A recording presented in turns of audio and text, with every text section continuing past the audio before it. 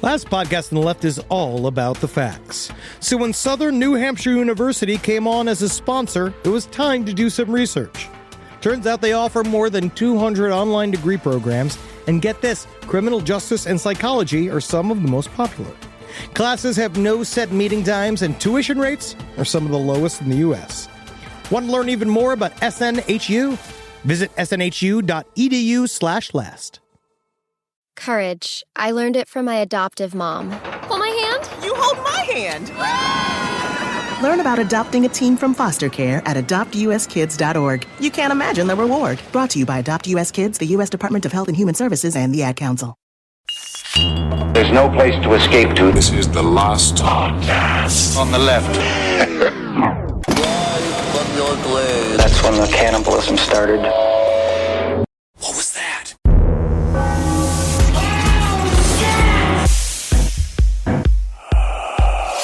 All right, we got to get ready for the show, guys. It's like, this is a big topic. It's a big topic. So Literally, it's a big topic. So, I just had to build my neutrinos. Do you guys know about building these neutrinos? No. It's like a Lego set? No, you have to harness the power of dark matter. That's how you can travel through trees. That's how you can make your penis do a U-turn. Interesting. Inside of a woman. Scientists just made a black hole. That's honestly what we're going to be talking about a little bit today. Mm-hmm. And you'd be surprised. If they make little black holes, what's nice about them is that, it cleans all the stuff up around it. So it's like a Roomba, but for all eternity. Yeah. Very good. Welcome to Last Podcast on the Left, everyone. I am Ben, hanging out with Marcus and hanging out with Henry. Have you checked your thetans lately? They're full. Yeah? Oh, my God. Are your thetans running? The most surprising thing about moving to L.A., the Scientology commercials. Jesus Christ, they're amazing. Welcome. David Miscavige, you might think you know Scientology, but have you seen my wife? I don't know where she is. Well, speaking about hidden figures, today's episode, it's all about the Pennsylvania UFO Bigfoot Invasion of 1973. Dog, this story is from... I can't believe that we haven't covered this already. I can't believe I've never heard of it. Covered the Pennsylvania UFO Bigfoot Invasion of 1973. Not so silent invasion. No, not so silent as you'll see. But Quite a loud invasion, in fact. It is a very loud invasion. You feel like they could have used more cover. Yeah. But this story, man, this story is it's old school. And I kind of it does... I'm now with Stan Gordon of being like, Pennsylvania Bigfoot Society is not getting the acknowledgement that it needs. I really do think that there is a Skinwalker Ranch deep in the heart of Delco. Yeah. Absolutely. Now, when one thinks of Bigfoot hotspots in America, the first places that come to mind, Pacific Northwest. Sure, Washington. Course. Yeah, the original home of the Bigfoot. You might even think of the Texas-Arkansas border, the Folk Monster. Okay, Texarkana. Yeah, Texarkana. Sure. Yep, getting people mad. If you put your mind to it. But as far as the third most popular hotspot for Bigfoot activity in America goes, and that's at least according to the Bigfoot Field Researchers Organization, also known as BFRO. Those my boys at BFRO. Yeah. BFRO. Well, BFRO sort of won the Great Bigfoot Society Wars of the early 2000s. There was BFRO, Right. There was BAFRO, I think. There was BFRO.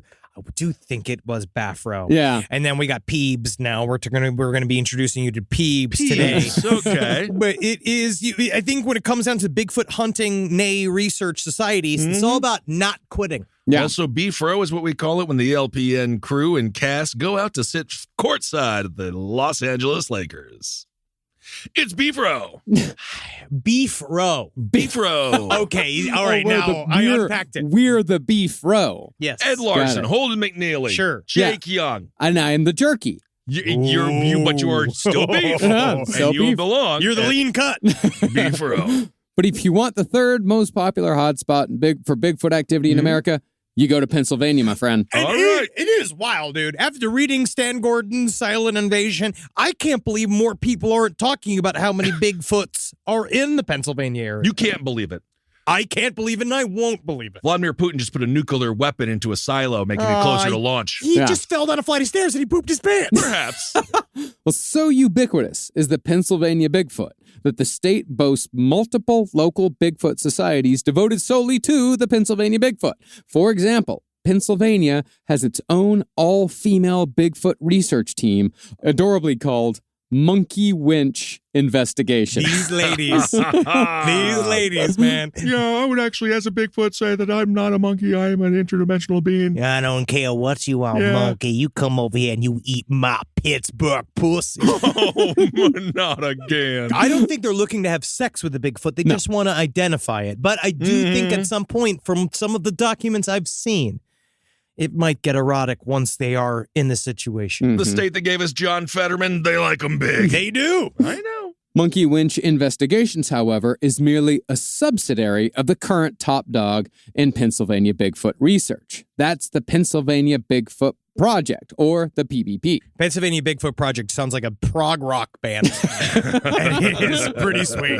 Yeah, it really does. But my favorite, which reigned supreme from 1998 until its abrupt end in 2011, is the Pennsylvania Bigfoot Society, a.k.a. the PBS. Yeah, man. Okay. You gotta fuck. They should have done those, like, give out tote bags. Yeah. Like the real PBS does. Absolutely. Well, the PBS was a non-profit, no-kill group, which is an important distinction in the Bigfoot world because some Bigfoot researchers are after hard evidence no matter what the cost. And also, just to clarify, it's nonprofit, not on purpose. Not on purpose. Yes. That's called a no-profit corporation. But actually, we just did speak with the author of the Cryptid Map? The United States of Cryptids. United States of Cryptids. Great books, super fun. It's really great. And he straight up, we were like, should you kill a Bigfoot? He's like, I gotta see a body. So you'd be surprised how many people want to kill a fucking Bigfoot. He was like a nice man, too. He's Very like, nice. I want to play with its guts. And you're like, all right. Well. And that's on our Patreon. Check out that interview. Also, did you know the platypus used to be considered a cryptid until it was proven to be real? Yeah, the okapi as well. Isn't that weird? See, Marcus knew. He knew. I was surprised. You were educated. But I mean, if you got a big bill on it, Yeah. that sounds like a cryptid. Mm-hmm. Now, because there is such diversity in how people study Bigfoot, the PBS... Wait a second. What? There's Well, They're not within the white men that do it. No. Yeah. It is Diverse- just diversity in method. Yeah. Uh-huh. Diversity in method of how you want to study Bigfoot. Some people say, yeah, kill the Bigfoot. Oh. Some people say, don't kill the Bigfoot. Some people say, trap the Bigfoot so we can study it. Some people say, oh, we only want to observe the Bigfoot in the wild. Like I said, there's a lot of diversity to method. Yeah, There and is. Beverly's out there stretching out her labia trying to capture it that way. She's got one labia attached to one tree. She's got the other labia attached to the other tree. And Yeah. she's covered herself in honey. And meanwhile, most of the time, she's mostly attracting bugs. Oh, Poor Lydia. I know. Because there is such diversity, the PBS had its own exacting standards for what type of person could join the PBS. Like Before- sort of like. Anyway, go on. Yeah. like the Rangers, Yes. the Texas Oh, Rangers. okay. Yeah. Before one could officially become a member, and this was at least up until 2011, they first had to submit an application. If the application was approved, then the prospective member would be subject to a vibe test Yeah, dog. held at the next PBS expedition, hike, function, or public outing. We're going to see how this is Greg like what- holds, man. When it comes down to it, because you're hanging out. Because first of all, Yeah. one thing I think, honestly, probably one of the biggest issues with the Bigfoot hunt is guys that are like loud peers. Sure. Because there are guys that go out there and you hear that full flow, right? You hear like a scoosh, scoosh, scoosh, and the Yeah. guy's going, oh, yeah. Ah, There yeah. we go. You got that thing. That's a difficult guy. You got a guy, the Anchorman quarter guy. That's a guy you don't want in a Bigfoot fucking function because he's doing the same thing. He's like, smells like Bigfoot's dick. And you're like, yep, Uh-huh. we know. heard it. Yeah. Yep. And you don't want the stinky peer either. Guy who doesn't drink enough water and his piss smells real bad. I actually am going to push back Yeah, on me that. too. I actually do feel like when it comes No, up, it's going to make the Bigfoot run. Well, Or haven't will you- it attract the Bigfoot? Because you know these hunters, they truly cover themselves in the urine of the animal they're hunting. the deer Yeah. piss so they can remain invisible. So maybe a stinky ass pee, but also I feel like, does Bigfoot have access to a Trenta Starbucks that makes his pee European? You know what I Good mean? That point. makes his pee smell like a cafe. Mm-hmm. Well, concerning the vibe test, after what was, I'm sure, an intense and awkward afternoon, Big feet or Bigfoot? Bigfoots. That's the nomenclature that we have decided upon. That's first step yeah, that's of first finding step. out if you can hang. Yeah. And also second being like, they bring in a big guy, be like, you think that guy's the size of a Bigfoot? And if they say yes, you'd be like, Bigfoot's much bigger than that. Much Get the bigger. fuck out of here. Yeah. Absolutely. Well, after the vibe test, the group would meet without the prospective member present and decide if the applicant would be formally invited. Hey, what do you guys think of Greg? This is like when I fucking got with the Libertarian Party. Yeah, what do you think of fucking Greg? All right, yeah, this I think is Greg's also about to quit this group in 2 months. This is also the Libertarian Party because Oh, is it? Probably, yeah. It is. Well, if chosen, the new member would then be placed on a 1-year probation. I'm so sick of these assholes already. no, What do you mean a 1-year probation? Because you gotta build up a rapport. What do we do know about the paranormal? If we've learned, right, like if you're going to research these kind of like weird, anomalous situations, you need to be able to hang. Yeah, you need but to be able to show up, put up, nut up. Because if you don't, then you're just wasting everybody's time. You have most of Bigfoot hunting. We talked about this with the author. Is that most of Bigfoot hunting is sitting in a tent, drinking Natty Light, scanning. Yeah.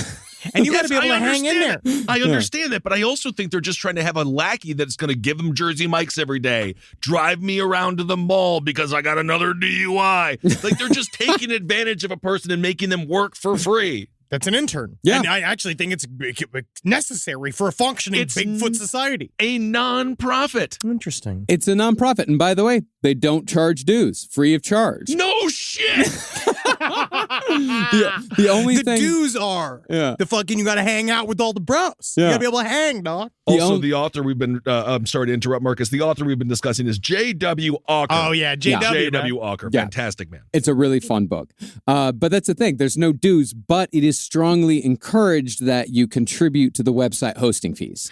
So there are dues. And also, like, No, not strongly encouraged. No, it is strongly encouraged. It's strongly encouraged. Like, you're supposed to give at the museum, except sometimes what I do is I go like, okay, and I act like I'm putting in the donation box so people think I am. Yeah. And then, again, I've done it for the cameras. Yeah, that's my most Costanza moment when I got a tip and it's going to be a nice one. And I'm like, just want to make sure they see it. Otherwise, it doesn't count. Yeah. Scan the eyes, big high arc of the $5 bill as you put it in the little basket. Yeah. That's awesome. But if you passed the vibe test, if you passed the year-long probation, then and only then would the applicant become a full member in good standing in the Pennsylvania Bigfoot Society. Now, the creation of all these Bigfoot societies in Pennsylvania, they can be traced back to one of the rarest of paranormal phenomena, the double flap. Yeah, man. Paranormal back tits. All right. See, back in the early 70s, Pennsylvania was beset by an invasion of sorts. Silent invasion. In which both Bigfoots and UFOs became ubiquitous, confrontational, and terrifying. Legitimately, this is some scary shit. This is the scariest shit that's been seen in central Pennsylvania since all of the fracking. Like there's a lot of instability in the brains of people because of these paranormal back tits. All right. Now, the history of this double flap was kept alive all these years by one man, Stan Gordon. That's my boy. Is he? Yeah. Do we know enough about him for you to claim he's your boy? I love him. He's still out there, bro. He's done 10 appearances on Coast to Coast. Henry that's considered a close personal friend by Henry. I listened to a lot of him in the last week or so, and he talks a lot about Bigfoot, and his stories do match up. Does he have anything to say about Sandy Hook? He said something about but he just thinks he thinks that's a beach resort. Like he thinks it's one of those places you go to. Great. Like what's it like Club Med. He's one of the guys that got into cryptids but never made the jump into conspiracy. He's smart enough to see what kind of bullshit that is. This is a singular focused man. He doesn't have time for conspiracies. The political landscape is a distraction from his real work. Okay. Now, this guy, Stan Gordon, he wrote a book called Silent Invasion about this 2-year-long bother.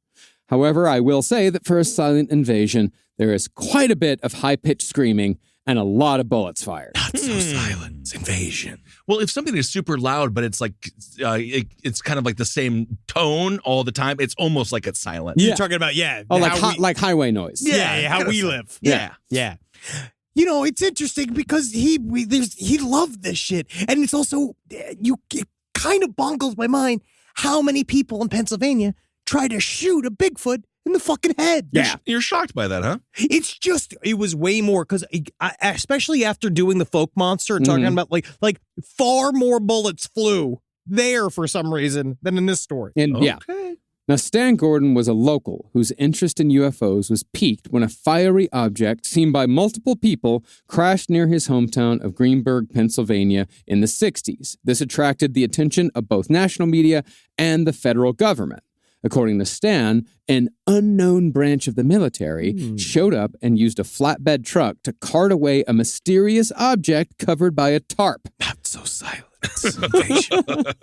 This incident instilled a lifelong curiosity concerning the UFO phenomenon in Stan Gordon, to the point where he started a UFO hotline for reporting purposes in 1969. I would love to hear the prank calls that hotline got. He has asked for people to be serious when they call, because he says a lot of his time is spent combing through a lot of, obviously, Baba Booies. Feel like, hey man, I don't know what to do, man. I got like a UFO circling my Uranus. It's circling my Uranus. It's so funny, big fucking it's in his anus. It's shit, bro.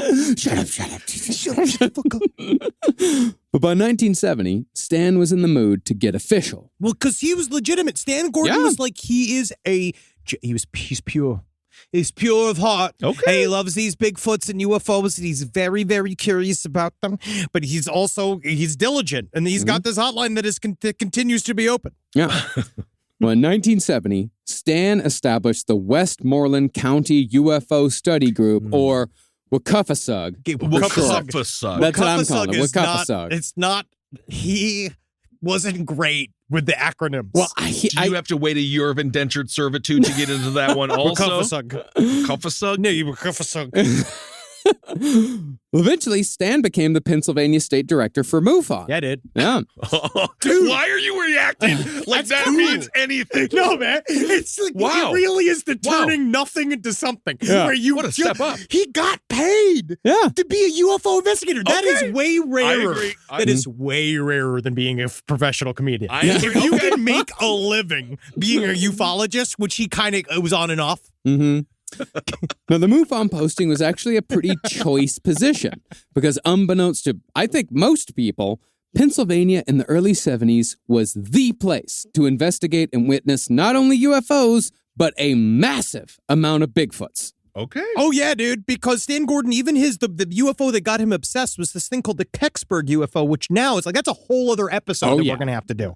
But he really kind of like, he got started like deep. It's like if your first experience in the paranormal was like witnessing the Roswell UFO. Like it's weird how he was at the World Series of UFO events. Don't you fucking look at me like that. It actually was a big deal for him. It's a big deal. Yeah. I think it's great. Let's call it. It's the Reggie Jackson 3 home runs. Sure. Mr. October. It's the Mr. October of UFO events.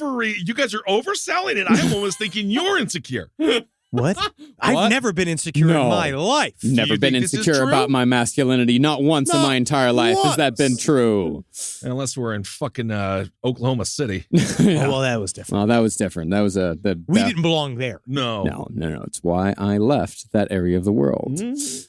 Now, that is to say, when it became clear that a double flap was indeed occurring in the state, Stan Gordon was well placed to head the investigation.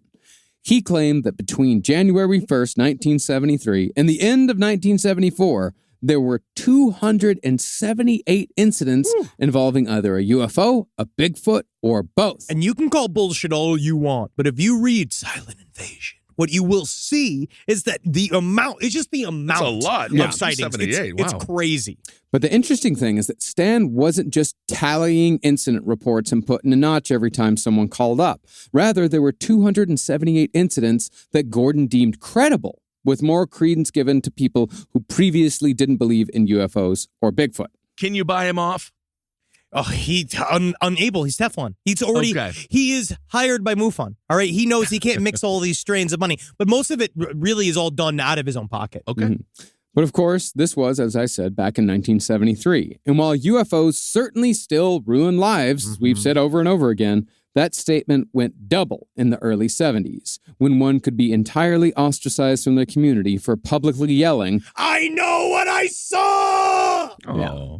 For an example of how even just telling your friends about a Bigfoot can still be perilous in modern times, Here's a clip from a fairly recent Bigfoot news story in Pennsylvania in which one man openly mocks his friend on camera when that friend tried backtracking on how much his Bigfoot sighting freaked him out. What kind of friend would do that to another friend? Ready to give up, we found guys who allegedly saw the beast just a few nights ago. But getting someone to talk about that on camera was not easy. Why? You go back in the woods, you see animals in the woods. I don't know where this story comes from. Let me try to jog your memory a little bit. Dom, you better get up here. There's something up in the woods. We don't know what it is. No? Nobody? You don't remember that? He could not experience He literally couldn't experience one moment of genuine vulnerability in front of his old buddy, which also shows that they're real old friends. Yeah. But still, hey, man. remember that? Yeah. Remember that? He was scared. He called up his buddy he thought he could trust. Yeah, remember that when you had to throw your underwear out because you shat yourself? No, dude. I needed you to be there for me, bro. And the guy who was telling the story, he just walks away in the middle of the interview, just walks away. And the guy making fun of him is a cop that is, no shit, 350 pounds. Easily. Yep. Good for him. Rise from your grave. This podcast is brought to you by Squarespace. Squarespace is an all-in-one website platform that helps you stand out online. Yes, that's right. You don't have to smash your face with a hammer. You can just start a business. It's got everything you need on Squarespace, from securing your domain to building a professional site and showcasing your work all in one place. Let's say you want to show everybody how you can carve your ribs out of your lower abdomen so that you look more like a Ken doll. That's amazing. You can bring your vision to life with AI-powered design or curated templates, plus flexible editing tools that helps you create something that truly reflects your style, especially if you are somebody that is trying to corrupt the young men of America. That's what Squarespace is really going to help you. Squarespace makes it easy. It makes it easy for you to put all that together, and you just go to Squarespace and do it all. Thanks, Braden. Head to squarespace.com/left for a free trial. And when you're ready to launch, use offer code LEFT to save 10% off your first purchase of a website or domain. Summer means freedom. And for adults, summer means work next to freedom. But thanks to Mint Mobile's summer sale, it can almost feel like the work is playtime for the adults. Right now, all of Mint's plans are $15 per month, even unlimited. Free yourself from big wireless and switch to Mint Mobile for high-speed data and coverage on the T-Mobile 5G network. It's so well connected, I could call from anywhere. Deep from well within my bunker, where my AI-fueled robots slowly but surely toil for me, but I know for a fact I'm saving money on my phone plan. Or up above, where I'm training all of my giant Amazon female warriors who will fight in bulletproof mesh. Also, honestly, Mint Mobile's really cheap and it's really reliable, so you should use it. To get your new wireless plan for just $15 a month, go to mintmobile.com/LPOTL. That's mintmobile.com/LPOTL. Cut your wireless bill to $15 a month at mintmobile.com/LPOTL. That's it. There's no catch. Upfront payment of $45 per 3 months, $90 for 6 months, or $180 for 12 months. Plan required, $15 per month equivalent. Taxes and fees extra. Initial plan term only. Greater than 50 gigabytes may slow when network is busy. Includes up to 20 gigabyte hotspot. Capable device required. Availability, speed, and coverage varies. See mintmobile.com. Hey there, all you Quinceaholics. Oh, I feel so good. I got the breeze coming through my linen pants and my linen shirt. Oh, it's too hot for my cashmere sweater. Thank God I got this wonderful undershirt and sunglasses to keep my eyeballs safe from the radiation of a star that's trying to kill all of us. I digress. Listen. Quince has got anything you need. They're going to help you out. They're going to change your life. You like simple, plain, good-looking clothes with high-quality fabrics? Quince your hiney. Get in there. Take care of yourself. Be good to you and dress like a prince when you're wearing your Quince. I got a silver chain. Woo! Doctor, I got a silver chain. It looks great. You can get anything you want. They have gold bars. All right, you want to buy a gold bar? Quint's got a gold bar. All right, you go get that for yourself. You treat yourself nice and you dress even better. Upgrade your everyday. Go to quince.com/last for free shipping on your order and 365-day returns. Now available in Canada and the UK too. That's QUINCE.com/last for free shipping and 365-day returns. Quince.com/last. Well, interestingly, the Bigfoot did not just suddenly appear in Pennsylvania in 1973. As it is with most of the heavily wooded areas of North America, sightings of the Pennsylvania Bigfoot date back to the 1800s, when human settlements began encroaching on previously undisturbed wilderness.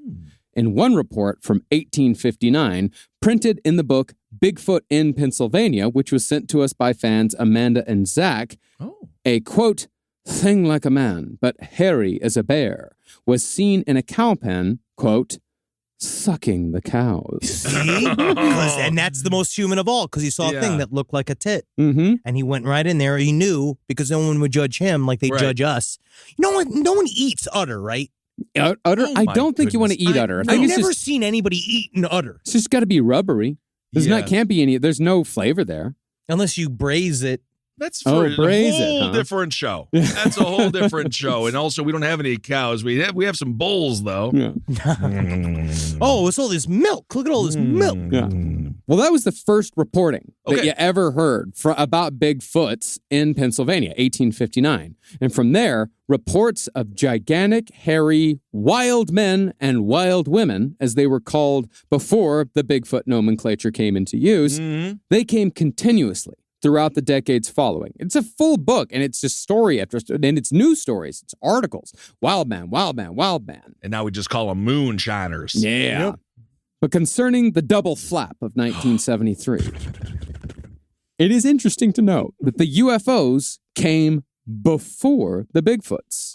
This is a real mixture, and that's what I love about this entire story, is that it is a genuine, like, and we'll keep unpacking why. Like, why is it like this? But they're all right on top of each other. Well, there's a very interesting cause and effect in play here.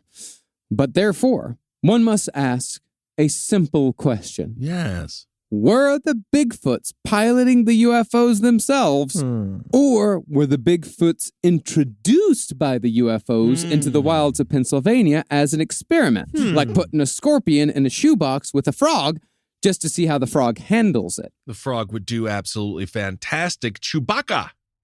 Reminds me of Chewbacca. What?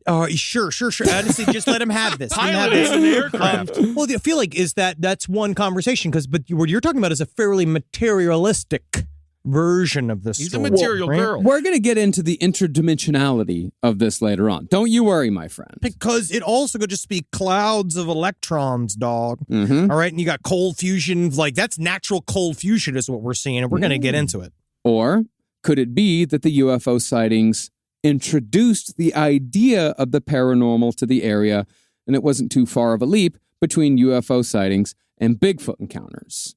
Now, these, of course, are the central questions of this episode. But I actually feel like the two experiences, as we see in the accounts, are wholly different.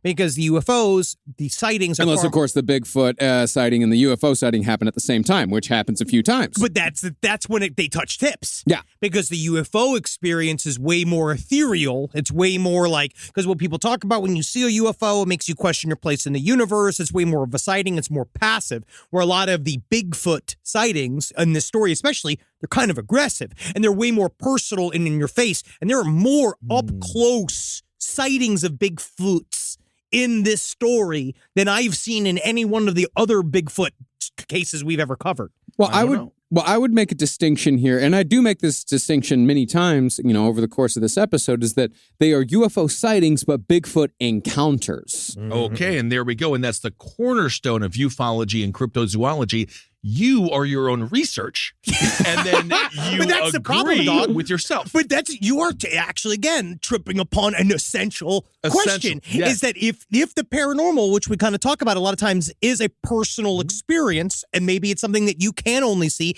it is so unique and it's so expressed, as was put in the book that another side book I read called Dark Matter Monsters by Simeon Hine, PhD. Yeah. So he's a doctor. Yeah. He calls PhD it, from... it says something like, this is Phoenix Offline? Phoenix Offline. Yeah. Which is actually, it's incredible Just because a cardboard box he got delivered to his house. It's met a guy outside of the Hess station. Yeah, weird. But he talks about it's a hidden event. Right, which is like they originally coined the term hidden event as a way to talk about the rampant child abuse in the United States. It wasn't really considered crimes in the 1960s until the 1960s. But he says it's also like Bigfoot because it's an event that happens to only you that no one will believe that happened to you because you're the only witness to the event. That's an absolutely horrendous analogy. No, it's exactly the same. No, it's at the top of this book. It's exactly because the same. You know who else knows that you got molested? The guy who molested you. What do you think? The only old person that knows that you saw a Bigfoot is a Bigfoot. Absolutely. Right? It's like he had a person side. Yeah. He was just freaked out. He was probably more freaked out by you, right? Think about how the molester feels, understanding how much trouble you can get in. Yeah, we always have to think about that. I don't know. I don't know the exact timeline here. Pittsburgh Steelers. Perhaps they were just seeing Terry Bradshaw on a bender in the woods. Terry Bradshaw was a 60s player or 70s player? I think he was the 70s. All right. I just like his hair. This is the early 70s. Doesn't have any anymore. No, none whatsoever. I think you're thinking of either Johnny United. I think you're thinking Joe Namath with the hair because he had the Joe. hair. Yeah. No, Terry Bradshaw. Terry Bradshaw is bald as a cue ball. Okay, here we go. Here we go. I'm just looking at pictures of Terry Bradshaw now. He might be the Pennsylvania Bigfoot. But he's only 6'3". There's also, speaking of what I saw, he was hammered one time on Jay Leno, dressed in a Santa suit, going through a divorce, openly crying because he hadn't stopped drinking yet. And I cannot find the episode anywhere. They scrubbed it. I saw. They might have scrubbed it. Yeah, it was really Actually, sad. he was at his height in 1974, but I feel like that would have made him to the Pennsylvania public. He would have been like, he'd be like, oh my God, it's Terry Bradshaw. Oh my God, Terry Bradshaw. Like they would freak out. Yeah. Okay. Well, the UFO sightings that preceded the year-long Bigfoot invasion of 1973 actually began in 1972. Near the end of that year, witnesses saw glowing spheres of light and metallic material falling from the sky near high-tension power lines. Cool. Very common in UFO sightings. Wakufasug collected these samples. It's fucking acronym, man. Really nailed it. I use that acronym because I'm not going to say the fucking Westmoreland County UFO Society Underground. No one would. And you can't say the WUCUFO-SUG. No. That doesn't make any sense. It's Wakufasug. In no way would you ever be long-winded during the Pennsylvania UFO Bigfoot Invasion of 1973 episode. Invasion. Well, Wakufasug collected these samples and sent them to a lab where it was discovered that while the metal was mostly aluminum, the origin of the material was unknown. And also, this is a lot of times we see with UFO parts, right, where they do these quote-unquote metamaterials. A lot of times it is earthbound material, but they're like, but it's put in a way that no human would ever do. It's kind of like the Bill Murray thing in Ghostbusters. No human being would stack books like this. Yeah. Would ever do that. But it is that where it's curious. It's the playful nature of the trickster phenomena. Right? Which is, I understand because I'm a playful trickster. So I know what it's like. And I'm always, fiddling and fooling. Yes. So if they're like me, you can't trust them at all. However, I did see there is that great clip of Jacques Vallée taking some material that was found from a UFO into a lab, put it under an electron microscope, and they found that the isotopes in that piece of material were far beyond anything that we have here on Earth. Isotopes. Beyond isotopes. I see. This is the thing. There's a lot of stuff I can't believe it's not isotopes. There's a lot of stuff that's kind of just said, like there's a thing like coherent matter I was reading about, like dark matter. No. A scientist said that while sitting in front of a computer next to a big piece of equipment I didn't understand. So that's got to be true. Isotopes. Okay. Isotopes. Fantastic. Now, not too long after that UFO sighting, several reports came from the Greensburg area involving a, quote, strange, high-pitched, screaming sound. Now, those screams were paired with the sounds of something heavy moving through the woods, which again negates the premise of the silent invasion. Not so silent invasion. But at any rate, people reported seeing a very broad-shouldered creature about 5 feet tall chasing 2 dogs soon after. That was followed by more high-pitched screams. And several large piles of fresh scat were found nearby. Did they? It's a shit scat. It's a Bigfoot scat. Love the scat, man. Did they investigate the Duke? Yes, they did. Oh, yeah. Okay. And it was Duke. Oh, yeah. Yeah. Did they get any indication if it was a Bigfoot? They did not. Inconclusive. Well, I'd say, how do you say the real findings was that they had found similar piles. Yeah. But they were too large for a horse. Yeah. We'll get into the horse piles later on. We'll definitely, and that's the thing is that the universe, actually we'll get into the horse piles right now. That's what I'm saying. Yeah. I lived in New York for 15 years, and those horse cops, they just shit right on the street and keep on going. Yeah. A security guard near the University of Pennsylvania Greensburg campus, he found those piles. He said, too big for a horse. They're too big for a horse. How do you know? How much horse shit have you seen? I feel like they might be around more horse shit than we are. Pennsylvania, the Amish are everywhere, horse-drawn carriages. Yeah. But and are meth. Child molestation. Liquid horse shit. Mm-hmm. Yeah, that's the meth dump. But lest ye think this large pile of feces is merely a frat boy prank, the guard also found several large, unidentifiable footprints nearby. You also must ask your question as to whether or not frat boys are capable of taking a lot of dumps in a can, perhaps a bucket of some sort. Don't pry into it. Don't go into deep. I don't know why you just sort of, I'm not, you're just kind of maligning frat boys out of nowhere. I mean, they pay for friendship and they make sweet love to each other. Yeah, you But guys are it's talking fine. about an organization that does the exact same thing. Yes, but it's for Bigfoot. And so it's different. It's better. Yeah. It's not just for school. Yeah, they don't get like connections later on in life No. for high-powered jobs They like burn frat bridges. boys do. Yeah, they ruin their lives getting Yeah. involved in this. Yeah, it does. The more you say that, it does sound like actually that's the perfect thing for a bunch of frat boys to do is to stage a Bigfoot invasion because that's the single funniest thing you could possibly do and people tend to take it seriously. And then you have a bunch of Bigfoot researchers that are all like, oh, yeah, no one can make prints like this. Meanwhile, they're all like elephant tailing each other like behind a bush, just like looking through and be like, we fucking got him, Brad. That is funny. It is. Now, one might say that 5 feet tall was by no means Bigfoot size. That's what I was thinking. Yeah. 5 feet is actually somewhat of an odd cryptid size because usually they're either 2 to 4 feet tall, like the chupacabra or the melon-headed children, or they're much larger, like the 10-foot tall flatwoods monster or the beefy Mothman. Big, thick old Mothman. I think it's because it was a baby Bigfoot. Oh, could it be? interesting. Or could it be? I think it was a baby Bigfoot. But here's something interesting about this double flap that you'll notice as the story goes on and on. See, the more people reported Bigfoot sightings, the more detailed the descriptions became, and the larger the Bigfoots got. Oh, yeah. Now, if we stay on the paranormal side of things, it could be said that these creatures were pushing through from another dimension, and the further they pushed, the more detailed they became. This is a very John Keel way of looking at things. Astral hemorrhoids. Oh, fantastic. But the not as much fun, but still fascinating explanation can be found from the psychological point of view.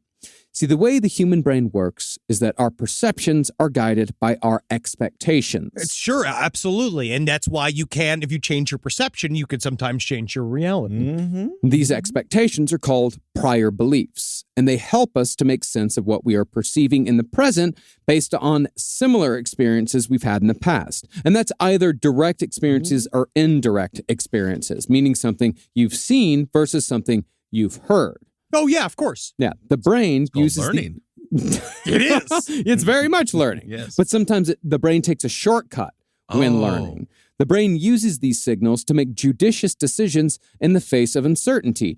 Is that a trash can or is it a murderer? Is it a home? Is it for some? If you're Oscar. Yeah. Oh. And one could make the argument that the double flap was a case of mass hysteria in which people saw bears, tree branches, or shadows as Bigfoots because they were on high alert for Bigfoots. I know what I saw. Absolutely. Yeah. I feel like something could maybe be bears, but you're seeing a face in your window. I know that that's like, there's also the thing we see faces, we see shit, like things that look like human shapes. Often we look for them in like chaotic backgrounds and we can kind of like make them with our own minds. We can make those outlines with them. We've been to Pennsylvania quite a bit. Love it. Love Philly. Love Pittsburgh. Love all of Pennsylvania, really, in a lot of ways. Sobriety.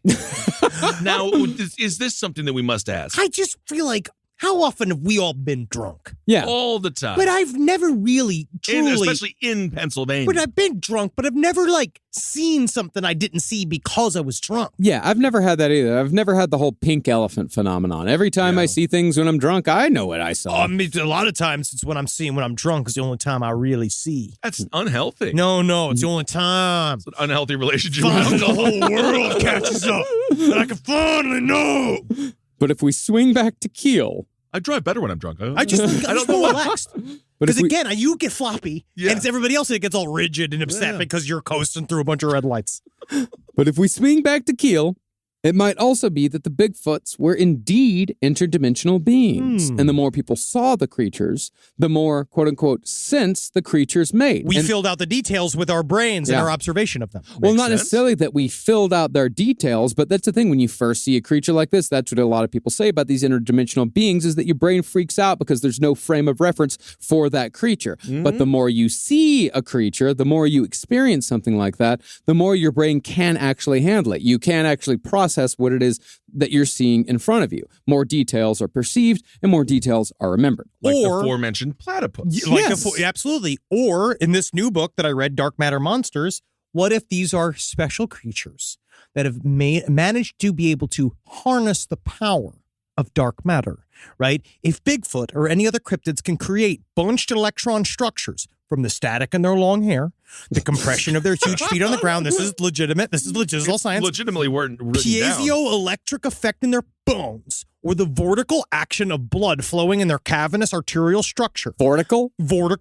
They would be able to create the itonic mesh structure that Matsumoto, who is another scientist, says is the hallmark of neutron stars and the cold fusion process. Yeah, but they just retroactively put what an actual scientist had to say in front of a bunch of bullshit. No. Hidden events, not child molestation. It's about Bigfoot.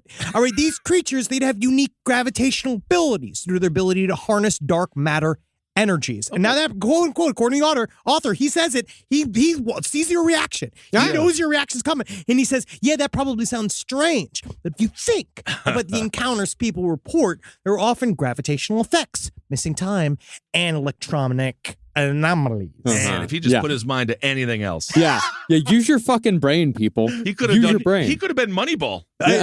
They could create bunched electron structures with their hair. Dude, this is fucking real, dog. It's definitely in a book. We actually got some bad news about dark matter recently. Scientists think that we may never actually be able to see it. No, of course, we're making it up. It will remain theoretical forever. Of course, because we made it up because the math don't work, right? And that's why we made it up, is because the math doesn't work. So we needed something to stick in there because it would make sense. When it comes down to it, we live in a chaotic reality that we couldn't measure if we want because we change it just by fucking looking at it. Was it Vortical? This is real. The cryptids can absorb and generate active neutrinos in the same way cold fusion reactors do. Oh, man. But when it came to the first wave of Bigfoot sightings in Pennsylvania in 1972, prior to the larger double flap, the early reports bordered on assault. See, after a family heard and felt footsteps outside of their house for consecutive nights, a Bigfoot allegedly attacked. Oh, man. One night, the family and a friend of theirs arrived home late at 3 a.m. Who knows what they were out doing? Drinking. And something suddenly lifted and shook the car. Cool. Terrified, the passengers stayed put, but when they got out of the car after the shaking and rumbling was over, they found that the vehicle had moved a fair distance from where they had originally parked. Arnold Schwarzenegger from Twins. Whoa. Remember that? It was one of his stronger years. I thought that was Kindergarten Cop. He did it. I think might have done it in both. He moves cars all the time. He knows what he's able to do. And when he lifted the tree in Commando, very difficult. That was kind of cool. Well, another night, that same family lost their dog when the creature attacked and killed it. A lot of dead dogs in this story, I'm sorry to say. Oh. Although the family had convinced themselves that they were simply dealing with a clever, if malicious, bear. Yes, the Riddler of bears. Definitely dealing with a highly organized, mafia-style bear. The bear from the great outdoors, very smart. Oh, yeah. Bald hiney bear, that's what we used to call it. Yeah. Well, I thought the raccoons were smarter than the bear. The bear was malicious. The raccoons could talk. The bear was misunderstood. Awesome. Yeah, the bear was misunderstood. Yeah, he got his little butt, his little butt blown out there. Yeah, and then his head. Yeah, so, spoiler alert. Sorry. I know. Sorry to interrupt that. It's already to ruin that 40-year-old film. 40 years old. Wow. But when this family heard the telltale footsteps a few nights later, they decided to go out and shoot the damn thing. Oh, yeah. Great. Get me the dog's killed. Their car's been attacked. No, they're Yeah, mad now. yeah. No. I understand. This I understand why they've been attacked. Yes. They have to defend themselves. Absolutely. But instead of a bear, they saw a hairy, 6-foot-tall biped with broad shoulders and exceptionally long arms that hung down to the knees. Yeah. Okay. And this creature had a hairless, shiny face. Like Anna Taylor-Joy, who you just met last night at the bar. Like Terry Bradshaw. He wasn't there. He No, would have he known wasn't. it was Terry Bradshaw. Yes. Yeah. Well, knowing they were outmatched, the family fled back into the house and watched the creature from the window until it wandered away. How And do they you never think- saw it again. It's kind of funny knowing that they were outmatched. They had guns. The Bigfoot's Yeah. just standing there. That's the thing. I would have they got firearms, man. He was just scared by the dog. Yeah. Yeah. Not long after, a group of teenagers encountered the creature several times over the course of one night. When they described it to Stan Gordon, they said it walked upright and fast. It had an ugly, non-human face and long arms that again hung down to its knees. And that is a descriptive that teenagers use. Not ugly. Yeah. Oh, yeah. Uniquely beautiful. And now we know that to be true, 2022. I know if you say someone's ugly, it's because of their soul is ugly. Oh. No, people are still ugly. Yeah. But we're not allowed to say that anymore. You can say okay. that. You can describe people. You can describe people? Yeah. It's still allowed to describe people. He's a big tomato-headed bitch or something like that. You can say that. Well, interestingly, one of those kids allegedly had a paranormal awakening of sorts after his encounter with Bigfoot. And he wouldn't be the only one in this story to have this happen to him. Okay. That's what Dark Matter Monsters talk about, the trauma associated with seeing a cryptid. Well, months later, the teen said he saw a floating, glowing, grayish figure of a man appear from out of nowhere in his room. The figure walked through the wall and was never seen again. He walked through the wall. That's the thing. I know what you're Did he thinking. walk through the wall? Did he walk through the wall? Neutrinos. Okay. He was made out of fucking real neutrinos, dog. Bunched electrons. He was made out of coherent matter. Did he climb through the window by any chance? No. through Walk the wall. Through the wall. Okay. But while all this happened in 1972, the Pennsylvania double flap didn't truly begin until January 1st. I just see me jumping up and down. Yeah, well, Yeah, because I got the backs and I got the fronts. Yeah. Beautiful. Double flaps. I'm triple. Oh, You mean let's a triple move on. What's my third flap? No one's triple The flap. bottom of my belly? It's the bottom of your No, but that's not We're all flaps. flapped. I'm all That's flapped not out. flaps. I think my titties are flaps, and I have back folds Yeah, we that all I do. thought that I would do push-ups and get rid of, but then they just accentuated them. 2023 is a whole nother year. It is. It is. It Yeah. truly is. Another I'm year gonna start did doing not Muay change. Thai. Yeah. You're going to start doing Muay Thai? I'm going to start eating more I time. thought you were saying eating more time for I think I've used that It's joke all- before. Yeah. Is it a joke? I don't know. Well, that's the thing, is that all of this happened January 1st, 1973. That's when it began. It began, you okay? Yeah, Henry just choked on water, so you're ready. You're ready to get in shape next year. It's your Spanish Muay Thai. Yes, it was real good. But before the Bigfoots truly began their invasion in the spring, the sky was filled with UFOs day and night throughout late winter. On New Year's Day, a bright star-like object was seen floating above a barn near the town of Delmont.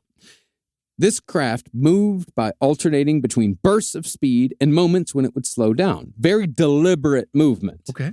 4 more separate times in January, a spherical pink object, a bright orange egg, and a cigar-shaped UFO respectively appeared in the skies above Pennsylvania. Some, like the star-like object, would be almost ethereal. But the orange craft was reported to have flown with extra-wide contrails. That implies a propulsion system. While the cigar-shaped UFO, it had hundreds of white lights, and it emitted an odd, smooth humming sound. Yeah, by the way, is this the hotline? Yeah, I got a cigar-shaped UFO. It's circling Uranus. It's Uranus. Just fucking it's about his butt. You get it? You see his butt. I got one joke here. I wish that you'd take the hotline seriously. It costs good money. Now, there was only one object reported in February, a red spherical craft. But in March of 1973, there were 14 credible UFO reports. It's the amount of them that are crazy. I feel like that's the true difference. Yeah. What do you think a UFO what do you think a balding alien calls it? What? Male Saturn baldness. That's what you wanted to do? That's what you derailed the everything for? Yeah, I liked it. I enjoyed it. Male Saturn baldness is fun. It is. I enjoyed it. It's fine. It's enjoyable. You know, it's merch. It's merch. You know? Boom. Well, the shape and size of each craft was different, but the descriptions do track with the UFO types that many other people have reported around the world for decades. You had dome-shaped UFOs, cylindrical cigars, nice blimp-like craft. You don't get that all the time. No, you don't. Small BB-shaped ships. Micro UFOs, which we should talk about because that's a whole other separate, there's a whole other episode called Micro UFOs. Truly, what is interesting is that we didn't have as much tech as we do now, so that is fascinating because now it's like, get your own, guaranteed drone. But like this is the weird. 70s, so yeah, it's cool stuff. You had football-shaped ships. You have larger objects that split into smaller objects. That's one of my personal favorite UFOs. I love the large objects that split. That was a Hudson Valley that happened a lot. And that was the video that you played in our live show as well. Shooting out the little little shits, little farts. Yeah, you had balls of burning flame, and you had arrowhead UFOs. And that's among others. There were a fair amount of other shapes and sizes. Sound and color-wise, some objects hummed, others were silent, and all varied in color from red to orange to pink to white. In one case, a witness said they saw an object shift in size, shape, and color. It's super weird. And a part of it is because maybe they're harnessing a technology that we don't understand. Like they are literally morphing. They're the very creative matrix of the universe they have at their disposal. Could be. You're about to pass this class. Yeah, your 1 year apprenticeship is almost over. I can't wait, man. Because then, I could stop doing the jerky runs. I can stop doing all the bagging all the scat. Yeah, that's my big thing. I'm really sick of bagging the scat because they are piles larger than a horse, and it is shovels full. It's a lot, yeah. Well, perhaps the strangest case out of those 14 sightings in March, a witness said he saw 5 dome-shaped UFOs in the sky. He said that he'd been in his house, but had been lured outside by an odor so terrible that he had to go see what it was. Wow. That's cold fusion materials burning off. Oh. To my knowledge, though, the smell of ozone is more associated with UFOs. Terrible odors are more attached to the Bigfoot. And demons. And demons, yes. Also in demons. April was similarly rife with UFO sightings, as was May. But in the spring of 1973, a witness said he saw human-like figures descending from a UFO along a beam. Yeah, we were working, having a good time. That's fun, man. Yeah. You see all these aliens dancing on the foot of a light. And then they get to be in Pennsylvania. Yeah. And by his report, these figures were 8 to 10 feet tall. Classic Bigfoot size. And of course, not too long after the witnesses saw the possible Bigfoots descending from the UFO, the Bigfoot side of the double flap began in May of 1973, and it would not slow down for a second until the following fall. It is crazy, but it is interesting that was the first sighting that incorporated a Bigfoot. And then from then on, they were attached. Here.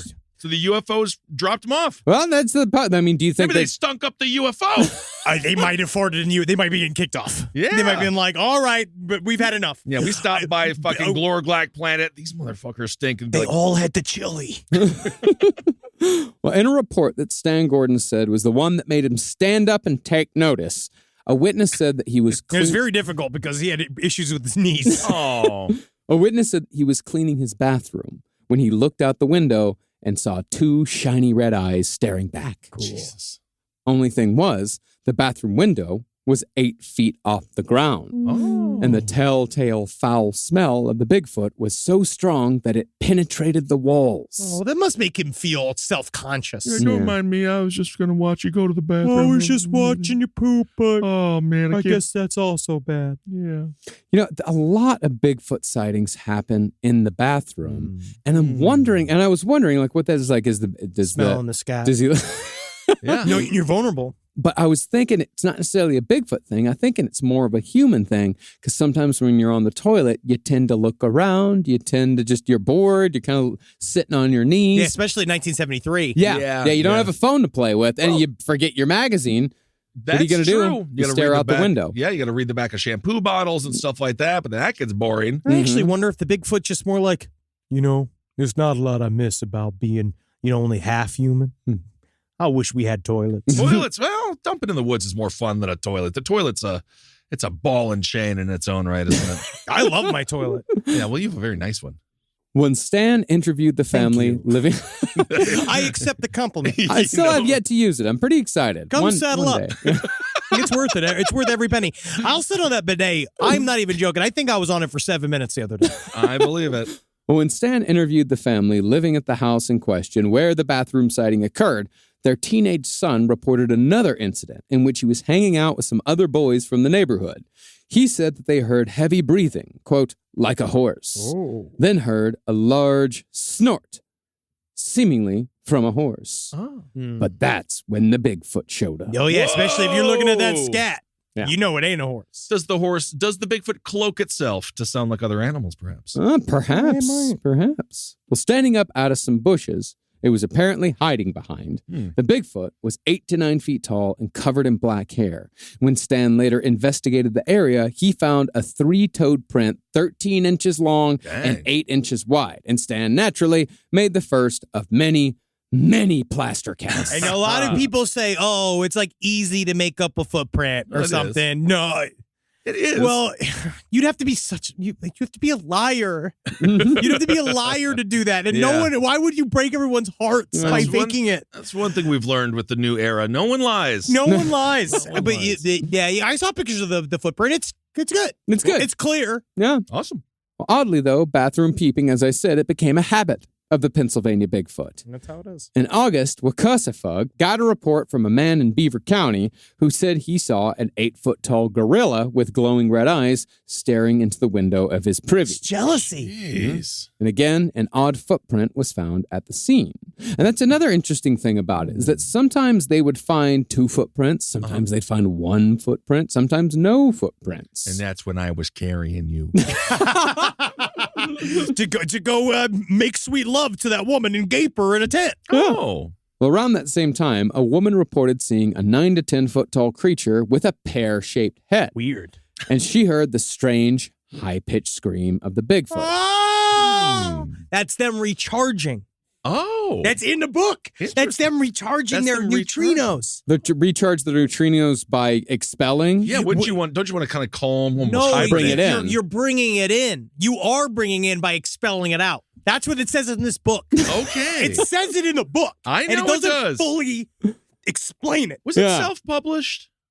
Yes. Okay. Because, again, certain things are too true for mainstream editorial processes and editing. All right? Because these guys are like, oh, what's the proof for this? And you're like, I wrote it down. Yeah. My name is Dr. Himes. PhD. Yes. Well, soon after, a cop saw glowing red eyes the size of a 50-cent piece, which is quite similar to the description we heard when we covered the folk monster. Yes. Perhaps not so coincidentally, this is very interesting. The Pennsylvania Bigfoot flap and the folk monster sightings, they happened at almost the exact same time. And neither one had yet enjoyed national news coverage. Maybe there was also cryptid inflation that was happening at the time. Yeah. Too many cryptids. When it rains, it pours. However, the folk monster was completely devoid of any UFO sightings, much less an entire flap. Single flap. From there, then no, you can't have a single flap. A single flap would be a flap of Bigfoots now? You're not going to say a group of seeing several series of Bigfoots. It's not a flap. I guess it's more of like a glurk or like a gorsh. Well, the flap, and you have to have 2. Like, you can't clap with one hand, you know? But that's the thing. I would say that the folk monster, that's one monster. Flaps usually involve more than one craft, more than one monster. The folk monster was just one guy. Yeah, that was more of an experience, an encounter. He was visiting the area. Yeah. From there, the calls to both Stan Gordon's UFO hotline and the local number for Wakusafug, they increased dramatically. Oh, yeah. Because Bigfoot sightings seemed to be happening weekly, if not, at times, daily. Rotten-smelling Bigfoots were killing chickens and dogs, wandering cornfields, hanging around caves and mine shafts, lying in fields, taking naps. That's cute. They did see one just sleeping. They saw multiple Bigfoot sleeping. Just hanging out, just sleeping. Oh. Yeah, and they saw one tear a 6-foot-tall pine tree from the ground with its bare hands. Wow. What's strange, though, is that like the variations in the UFOs, people also reported variations on the Bigfoot. Footprints would vary in size, shape, and toe number. Fur would be reported as white, black, or brown. And in one case, a 9-foot-tall humanoid was seen by several people wearing a shiny fabric suit. Oh, very nice. Yeah, it was the 70s. Oh yeah, you must have gotten because I follow like NBA fits like on the internet because the guys really big guys. That's what you have to do. You have to go to the big and tall store. I saw all we went through the mail for the studio because we used to live this used to be your home, Kitzel. Yeah. And we got all this mail that used to have, and it's all the big and tall stuff that they wrap your poor guts in. And I tell you what, man, they really could up the fashion. King size. Because it really does look like Bigfoot Hunter magazine. Yes, indeed. They definitely sold. You ordered one big and tall shirt, and they definitely sold your address to many other big and tall companies. Yes, they did. King size. Yeah, king size. There's Westmoreland big and tall. Yes. There was something called like the beefy and long. But there was a lot of guys weren't even wearing the clothes. Yeah, that's a special magazine. Well, one of the most detailed encounters, a woman said that she saw a grotesque-faced creature stooping down to look in her window. The face was round and covered in dark hair, while the nose was flat like a gorilla's. The eyes had no whites, eyelids, or eyelashes, but were bright red. What if they were goggles? That is literally a question. That's interesting. Okay. What if it's goggles? The skin, not covered in fur, was wrinkled, almost appearing burnt. And of course, the strange smell of decaying meat filled the house. And that's different. That's interesting because sometimes it's decaying meat, sometimes it's rotten eggs. Yeah, it's farts. Yeah. And again, several large footprints were found outside the window and casts were made. That's why we got the plaster. Absolutely. In another detailed encounter, a witness visiting friends saw a horrifying face again peering into his bathroom window.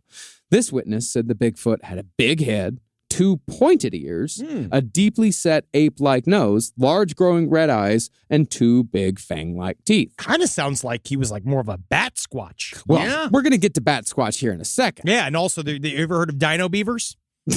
I haven't heard of that one yet. You've not heard of dino beavers? I've not heard of dino beavers. Beavers the size of a dinosaur. Dinosaurs in the size of beavers. It's the same thing.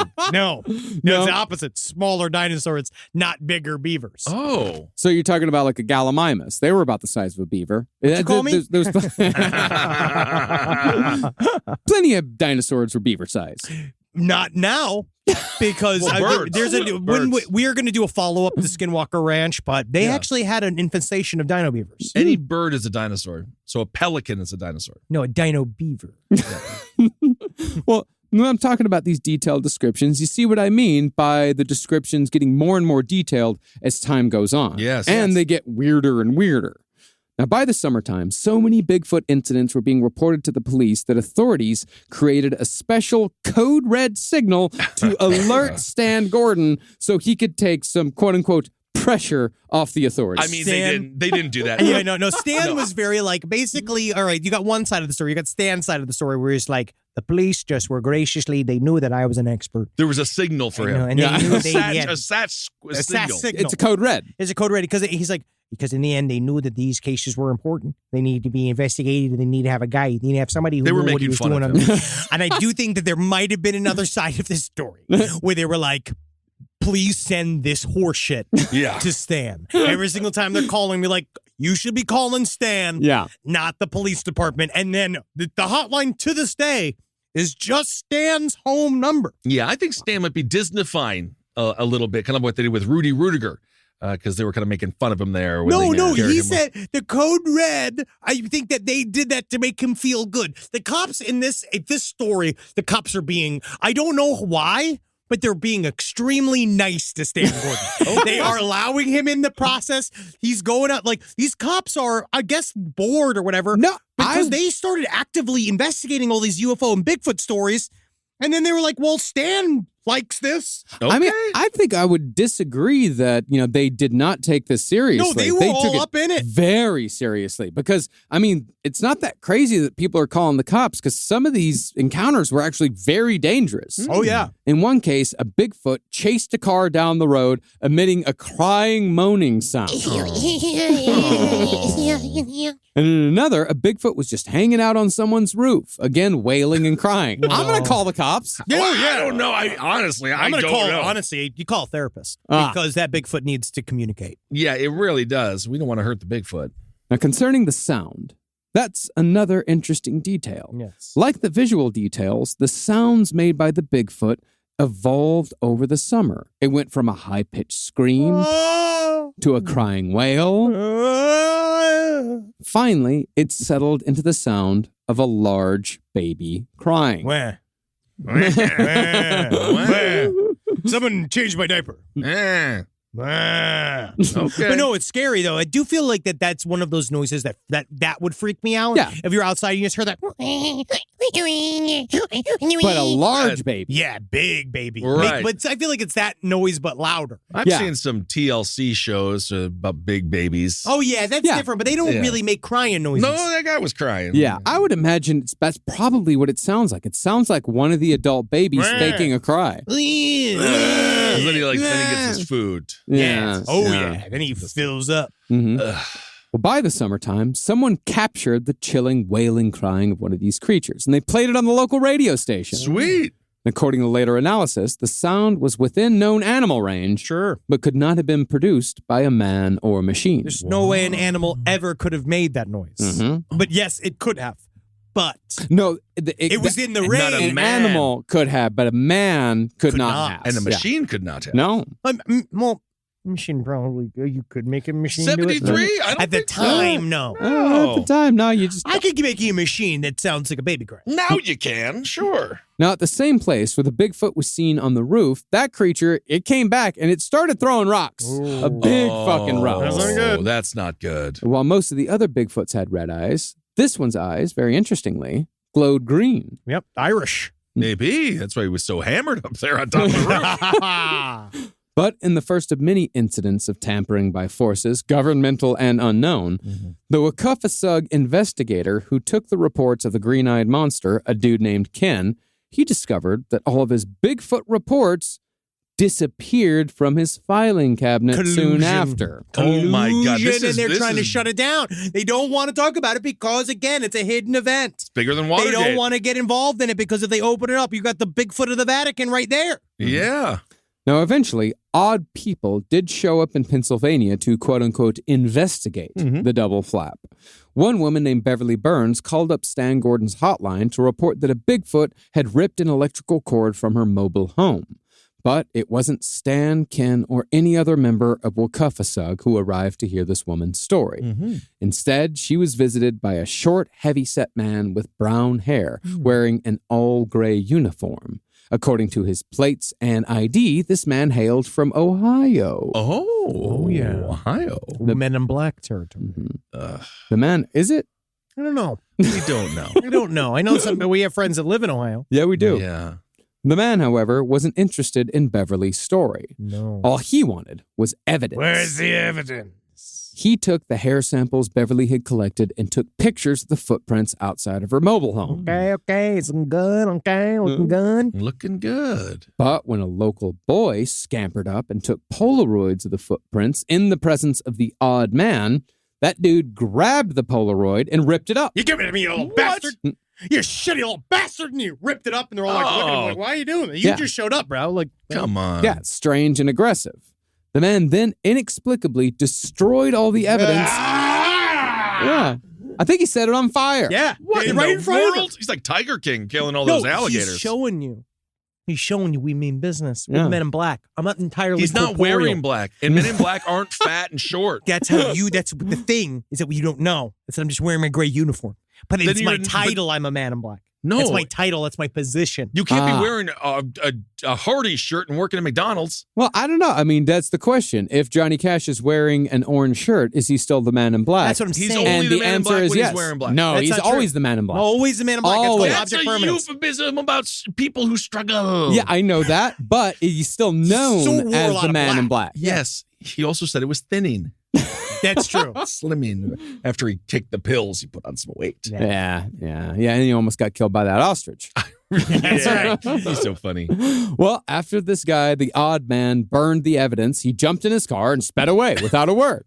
And this is the only time anyone reported seeing this gray man. But someone else did report that a strange guy showed up the next year asking about UFOs in an odd, squeaky, high-pitched voice. Again, it could be any ufologist that we've met. The only other incident involving mysterious authorities was when a man in West Newton reported that he'd seen and shot a Bigfoot on his property. Yep.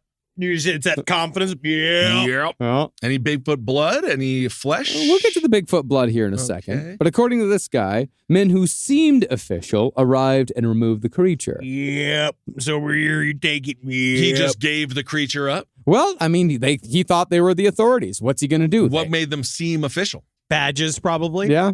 Possibly uniforms, a really cool truck. A hurried affectation Okay. where you're like, oh no, I must blow through this. Oh, I'm so busy. I have 4 other bodies of this. A Bigfoot I got to pick up today. Okay. Let's wrap it up. You act super busy. People think that you're important. Official. All right. But even though the men in black seem to be taking a light touch this time around, I'm saying comparatively, this is a pretty light touch. I honestly think this is one of those things where the Second Amendment comes into play, where it's like these guys are all very heavily armed. They are. And so they can't send the weird men in black. Yeah, they don't want a Ruby Ridge here. Yeah. Evidence did, however, sometimes get mysteriously destroyed, sometimes in the field. One day, Stan Gordon and his team were taking 3-toed footprint casts near the Green Gate Mall. Maybe he was headed towards the H&M. Yeah. Well, that's the funny thing about this Bigfoot is that he's not just relegated to the forest. He hangs around the town. Oh, yeah. Yeah. Or they hang around the town. There are obviously many more than one. Okay. Well, Stan and his team were waiting for the cast to dry when they had to leave to respond to another incident of high strangeness. Wow. Such was the frequency of reports that year. I do believe this. He said that his life was turned upside down for an entire year, that there was so much paranormal activity that was being called in and talked about that he was a full-time job. Yeah, I mean I they're think that's basically the great. Ghostbusters. Yeah, at it's this awesome. point. That's very fun. But when Stan returned to collect his plaster casts, both the casts and the footprints were mysteriously destroyed. Well, it's just, there's foul play involved. It's a mall, bunch of kids out there. Yeah. Everyone was making fun of him. Yeah. The 1 potato, 2 potato. Yeah. Well, it was around this time that everything got even stranger. And that was a trend amongst this entire flap, as things got weirder as time went on. It kept building. This was about the time that the Bigfoot whale turned into those large baby cries. Oh. Then someone in the Donegal area saw a bat squatch. Yeah, Bat Squatch! Whoa. Bat squatch, basically a Bigfoot crossed with a Mothman. Bat Squatch! Yeah. Bat Squatch. Sightings not as rare as you might think. You'd be surprised. Seriously, we've talked about when we were talking with that author. The amounts of different shapes and sizes these cryptids can take, it's fascinating. So perhaps did a Bigfoot have sex with a bat then to make the bat squatch? I think that they existed solely on their own. And these are dark matter monsters, man. Okay. They're just traveling between realms. I would imagine that a Bigfoot's genitalia is far too large for a bat. Well, they're supernatural, perhaps. Unless it was a very large bat. Yeah, or Could a very be. small Bigfoot. Like those bats in Indiana Jones and the Temple of Doom. Those are big bats. Yes, big bats. Now, the Basquatch wasn't the only almost but not quite Bigfoot seen in the area in the late summer. 2 brothers in Lancaster County saw a white-maned bipedal creature with tiger-like fangs, curved horns, and long grisly claws. Whoa, it sounds like an ant, kind of like what's like a yak man. Yeah. Yak squatch. Almost like a ram. Ram squatch. Ram squatch. Well, apparently, according to a report taken by the Society for the Investigation of the Unexplained, that's C2, a farmer also saw the white-maned creature a few miles away just after the boys saw it. And this happens a lot in this story, is that one group of people or one person will see a creature and then another person miles away will see the same creature a couple of minutes later. It's real. That's one of those things where it was strange. And they all of the descriptions match. Yeah. The farmer, he tried using his scythe to kill the creature, but the creature stole the scythe and ran away. I feel like, don't use a hand weapon on a Bigfoot. No, a scythe isn't going to be nearly strong enough. No. And allegedly, the farmer found the tool the next day, and the handle had been eaten away. Whoa. Oh, he ate the handle. Yeah, like he's a giant gerbil. Now, why wouldn't the Bigfoot eat the food that the farmer is farming? Well, we'll get to that in a second. Oh. Bigfoots love corn. He's powered by his whales. All right. And that is also how he fills his gigantic arterial system with the coherent matter that he needs to do to exist. Vortical. Vorticals. Yeah, vortical. But finally, in September of 1973, someone else witnessed a connection between the Bigfoots and the UFOs. The UFOs, by the way, have been seen less and less since the Bigfoot flap began, but they hadn't disappeared entirely.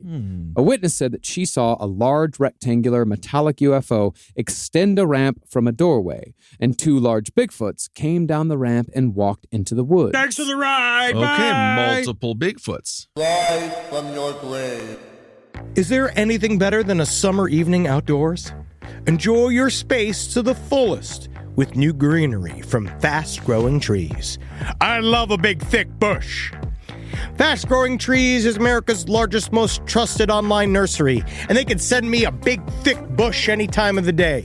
It arrives at work. It arrives at my car. I can pinpoint on a Google map where it is. Send me a big, thick, brown bush. And they send it immediately when they have it, because sometimes the shaver comes to town. I remember one time I ordered a cherry wood tree from Fast Growing Trees. And my God, I couldn't cut it down, no matter what my father told me to do. I had to lie to him about it.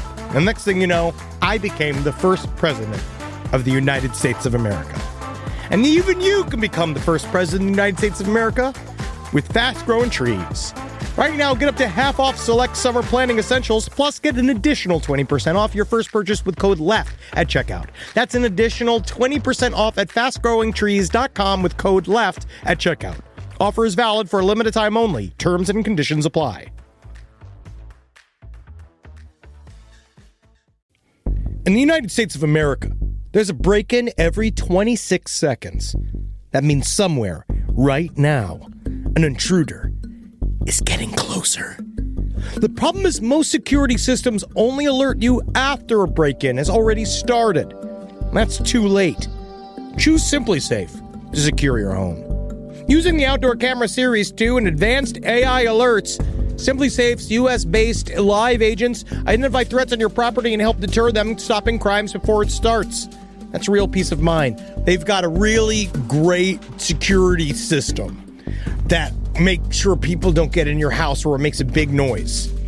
And to me, that's a big deal for me, is that it protects all of our yelling with a siren in our studio, which is one of the most important things that can be protected.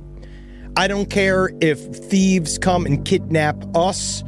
I don't care if marauders come and steal our staff and bring them to another country against their will. As long as our words aren't affected, as long as our precious data isn't affected. And SimpliSafe does that. And for that, I say, God bless you, SimpliSafe. God bless you. God bless you, SimpliSafe. God bless you. Experience greater peace of mind with SimpliSafe, now available with an exclusive discount for our listeners. Right now, you can get 50% off your new system by visiting simplisafe.com/LPOTL. That's half off at simplisafe.com/LPOTL. There's no safe like SimpliSafe. Courage. I learned it from my adoptive mom. Hold my hand. You hold my hand. Learn about adopting a teen from foster care at adoptuskids.org. You can't imagine the reward. Brought to you by Adopt US Kids, the U.S. Department of Health and Human Services, and the Ad Council. Now, perhaps because the UFOs seem to be dropping off more of these creatures, September ended up being one of the most active months of 1973 for Bigfoot activity. Dozens of Bigfoots were seen looking through more windows. Yeah, dude. They killed more chickens and dogs, they hung around mobile homes, destroyed mailboxes, bellowed, yelped, baby cried, and generally stunk up the place with their trademark rotten egg sulfur smell. They're ruining the neighborhood. Yes. It really sounds like Yeah, it. it is reverse gentrification Bigfoot style. Was there a paper mill around? No paper mills. However, there is a paper mill in Texarkana. And that's where the fart no smells came from there. From the folk monster. Absolutely. But concerning the smell, a woman in Jeanette said that she was walking around her trailer park when she caught the rotten egg scent and threw up as a result. Very sensitive. Yeah. Moments later, though, she heard a loud vomiting sound from the woods that sounded similar to hers. So it's like the scene by Stand By Me, from Stand By Me, where everyone just starts puking on each other. Oh, yeah. Yeah, the pie eating contest. Yeah, that's how I feel. I don't like when I hear it makes me kind of sick. I actually made myself a little nauseous. Yeah, absolutely. Well, this woman felt that the creature was mocking her. The creature then bellowed. And when the trailer park was later searched, a large pile of feces was found along with an ear of corn that had been husked and eaten like a banana. That's going to work for you pretty difficult. Oh, interesting. It is very difficult to poop. Imagine that, the kernels to come out. Of course. That cob is also going to be coming out in chunks as well. Yeah. Well, this is one of many trailer park sightings because, strangely, the Pennsylvania Bigfoots were particularly interested in aluminum siding. They kept saying this, how fascinated. They're playing with it. They're poking at it. They're licking on it. Well, perhaps it resembled the spaceship that they were dropped off from. Well, remember that metallic debris that fell that kind of kicked off this whole thing? Yes. Mostly aluminum. Okay. Now, it's around this time that another Bigfoot got shot. Or at least a man claimed to have shot a Bigfoot who was stealing apples from the man's apple tree. Oh, that's not a killing offense. No, Come it's on. not. It's literally a Huck Finn crime. Well, this guy said that after he shot the Bigfoot, the creature screamed and ran into the woods, leaving behind spots of blood. But when the alleged Bigfoot blood was collected and sent to situ, it was found to be nothing more remarkable than saliva mixed with apple juice. Now, it's a strange combination. I don't know why. I guess he just swished a bunch of apple juice in his mouth and spit it on the ground. Well, I think he was eating the apples pretty fast, and that just the apple juice that he created from eating the apples, he started drooling because I think Bigfoot's drool. Oh, yeah, Bigfoot definitely drools. Yeah, sure. Now, in mid-September, Bigfoot sightings and UFO sightings began to converge, although the shape, size, and color of the UFOs wasn't any more consistent in the fall than they had been the previous winter. Interestingly, once the Bigfoots and UFOs began their convergence, Stan Gordon started getting calls from government agents who told him that they were aware of the sightings and wanted to learn more. See, Stan Gordon might actually get a job with the government if he doesn't blow it all up. Soon after, they put him in contact with a government facility known as the Bureau of Sports Fisheries, Birds, and Mammals Lab. I guess if I were to trust the government with one branch that you were going to put towards Bigfoot, like that makes sense. That totally makes sense. The fishermen of the government? Yeah, the sport fisheries. Well, they make sure that everything's on the up and up. Yeah, I would imagine it's probably a subsidiary of the Game Warden Commission. I'll tell you one thing, man. The fishing world, it's up in arms. Oh, it's a big cheating scandal. Cheating scandal. They're putting weights inside the fish. Oh. Bro, have you seen the clip? It's people freak out because there's millions of dollars on the line. It's a big deal. And they say, no, okay, we caught him cheating. Let him get out of here because they were about to freaking kill him. Literally, we're going to kill him. Wow. Well, while nothing... It was an interesting... It's fascinating. I was like, yo, cheating on fishing? Come on now. But while nothing came of that potential collaboration, he didn't get the job. No, he did not. No. It's hard, man. He was, you know what? He was needed in Pennsylvania. He was. He couldn't go to D.C. Absolutely. Well, after that, the sightings again increased in strangeness. 2 teenagers in Beaver County said they saw an 8-foot-tall, white-haired Bigfoot carrying a luminescent sphere. But it didn't have red eyes, and it didn't reek. Yeah, man. They like to play with the spheres. It's like the ball from Phantasm. Oh, yes, because they also believe maybe that's them ingesting dark matter, because we can speculate that if cryptids are harnessing dark matter in their biology, it suggests that something in their bodies allows them to compress water in hydrogen clusters. We can then imagine that they might use minerals to do this, or a particular mineral-lined organ or surface that can accomplish what palladium seems to achieve in a cold fusion reaction. Self-published. Interesting. Do you know what cold fusion is? I know that it's not hot. It's not hot fusion. I know that is. I know that. It's about my answer, too. I mean, I don't know either, but I just wanted to know if you knew. I think Does the author of the book know?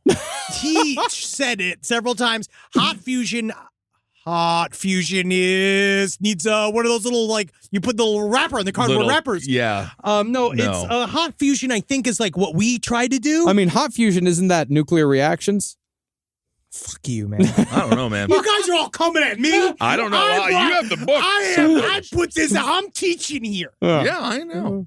Well, the sighting of this seemingly more enlightened Bigfoot coincided with a UFO sighting from the father of one of these teenagers. He said that at the same time that his boy saw the Bigfoot in one field, this guy was in another field, and he saw a UFO projecting a beam of light down into the woods. They're in 2 different locations and seeing 2 different weird phenomena. Okay. And that again implies that the UFOs and the Bigfoots were linked. Or unless they are the same phenomena, and then they present in different ways depending on what eyeballs witness the phenomena. But the question I have about that, though, is that when people see these things together, they all see the same thing. Yes. Wouldn't each of them see something different if the perception is based on the individual person? Sometimes. Vortical.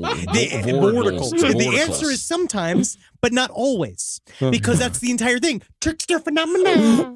You never know what I am. You never know what I look like. Sometimes I'm a UFO. Sometimes I'm a dino beaver. Fuck you. Try to put a label on him. Try to put the label on the unlabelable fucking phenomenons. I know you got male Saturn baldness. Honestly, it's fine. But concerning the increasing strangeness, a family at the end of September saw something unlike anything else witnessed. They said that they heard the wailing cry of a baby from their front porch. Okay. But when they went to see what they could see, they were met with a creature that looked like a cross between a dog and a monkey. Oh, that's cute. Oh. Yeah. It's a werewolf-monkey. It's a mog. This thing had large, round, red eyes and a hump on its back. It had long fur and a 12-inch ring tail. Weird. Amazingly, though, this was actually the second time that the matriarch of this family had seen the unfortunate jumbled creature. Maybe it's her spirit animal. It could be. But by October... My spirit animal's a monkey dog that I've seen twice. And then you're just in a fucking mental institution. Tale as old as time, Beauty and the Beast. Now, by October, neither the UFO sightings nor the Bigfoot encounters were showing any signs of slowing down, and it was concerning enough that locals began calling their state representatives in Washington to do something about it. Yeah, man, bring someone even more ineffective in, a senator. Wait, do you think that... May I just ask, was Vietnam happening? Winding down. Okay. Maybe there should was have trauma. talked about There was trauma in there. There's some undiagnosed trauma. And there's some boys that were left behind. Mm-hmm. Yeah. And there were some boys that wanted to be left behind because they didn't believe in that goddamn war. Yeah. I ain't had no quarrel with the Viet Cong. Right. Yeah. We actually had an opportunity to speak with the man who played Michael Myers in the latest 3 Halloween films, James June Courtney, and he mentioned how oftentimes in Vietnam people become aroused from the killing. Yeah. Plenty of people become aroused by violence. Okay. Well, the way you look to me there. I'm just really glad that we brought it into this. Very good. Well, check out that. That's another Patreon interview. Well, as a result of them calling up their state representatives, a Pennsylvania congressman called up Wakussafug to get, or Wakuffasug, sorry, not Wakussafug. Don't get that wrong. Don't get it wrong. Yeah, we didn't hear the calls. Yep, the other one's a group that aids and abets in a whole series of crimes. Well, he called to get more information, and 2 congressmen visited Stan Gordon with genuine interest. He's fucking... That's the thing, is that, like, on one side, I'm like, well, they're listening to their constituents and they're showing up, but also, like, you're so full of fucking shit. You don't believe in Bigfoot. Hey, man. Well, you never know. I mean, it's more the UFOs than the Bigfoot. That's really what it is. Yeah. Because this wasn't too far removed chronologically from a time when UFOs were seriously discussed in the Senate. This was like a peak of UFO conversation. Yeah. About 7 years prior, future President Gerald Ford, then House Minority Leader, he proposed a full investigation to Congress concerning a UFO flap in his home state of Michigan. These sightings had resulted in the infamous swamp gas explanation erroneously made by legendary ufologist J. Allen Hynek, who later regretted making the statement under governmental pressure. He knew what he saw. Yeah. He did, and we want to thank everyone who came out to our show in Grand Rapids, the home of Gerald Ford. Oh, yeah, love him. Yeah. They love him. Yeah. And He's all over the place. Yeah, and Gerald Ford agreed with J. Allen Hynek's regret. He called Hynek's swamp gas explanation flippant. Yeah, dude. Flippant.